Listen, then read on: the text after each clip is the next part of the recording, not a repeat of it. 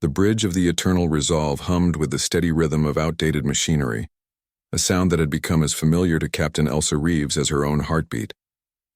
Her fingers traced the worn armrest of the command chair, feeling every dent and scratch that told stories of battles survived and enemies defeated. Beside her, Commander Alex Chen stood with his arms crossed, his dark eyes fixed on the viewscreen where the sleek, predatory form of a Krythan battlecruiser loomed. "They're hailing us again." "Captain," said Lieutenant Morrison from communications, her voice tight with tension. Elsa nodded slowly. "Put them through." The viewscreen flickered and the angular, crystalline face of Admiral Zekthar materialized before them. The Krythan's four eyes gleamed with barely concealed contempt, their iridescent skin shifting through shades of violet and crimson, colors that Elsa had learned meant amusement mixed with aggression. "Human vessel," Zekthar's voice resonated through the bridge, translated by their aging universal communicator with a slight delay. "I find myself disappointed. When the Galactic Council spoke of Earth's legendary warships, I expected something worthy of respect. Instead, I find this relic." Alex's jaw tightened, but he remained silent. Elsa raised a hand slightly, a gesture he understood well after 15 years of serving together. "Admiral Zekthar," Elsa replied, her voice calm and measured. "The Eternal Resolve has served humanity well for 43 years. She may not have the polish of newer vessels, but 43 years? The Krythan's laughter was like glass chimes in a hurricane. "By the ancients, human, my personal shuttle is newer than your command ship. Look at it. Hull plating from the second expansion era, chemical-based thrusters, and are those kinetic weapons? How charmingly primitive." The other Krythan officers on Zekthar's bridge joined in the mockery, their colors shifting to bright oranges and yellows, the Krythan equivalent of laughter. "Captain," Alex whispered, leaning close, "we don't have to take this. Our orders were to escort the colony ships through this sector, not to endure insults from an oversized—" "Stand down, Commander," Elsa interrupted gently. She understood Alex's anger. He was younger, his spirit still burning hot with the pride that came from serving in Earth's defense fleet. But Elsa had learned patience the hard way.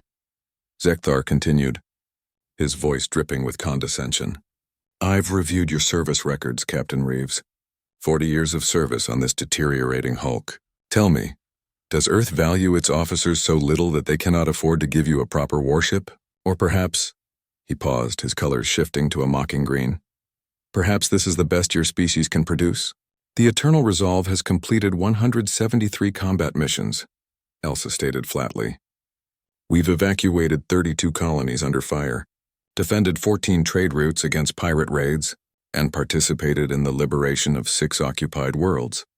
Yes, Zekthar waved a dismissive claw. "Impressive numbers for a human vessel, I suppose. But the Krythan Empire's newest destroyer could accomplish the same in half the time, with twice the efficiency. Your ship is a museum piece that belongs in a scrapyard, not an active service." The bridge crew shifted uncomfortably. Ensign Park, barely 22 and fresh from the academy, looked ready to speak up, but Chief Engineer Rodriguez shot her a warning glance. "We're currently escorting 7 colony ships carrying 15,000 civilians to New Hebrides," Elsa continued, ignoring the provocation. "Admiral, we've filed our flight plan with the Galactic Council. We have every right to traverse this sector." "Right? You speak of rights?" Zekthar's colors darkened to deep purple. "This sector falls within the Krythan Empire's sphere of influence. Your presence here, with that absurd collection of civilian vessels, disrupts our military exercises. I could order you to turn back and there would be nothing you could do about it." Alex stepped forward. "The Krythan Empire signed the Free Navigation Treaty. You have no legal authority to—" "Commander Chen, I believe?" Zekthar's eyes focused on Alex with predatory interest. "So young, so passionate. Tell me, do they still teach human officers about the Krythan supremacy at your academies? We have conquered 47 star systems in the past century alone. Our technology is centuries ahead of yours. Our warriors are bred for combat from birth. What do you think your antiquated starship could possibly do against the might of the Krythan fleet?" Elsa stood slowly, drawing every eye on both bridges.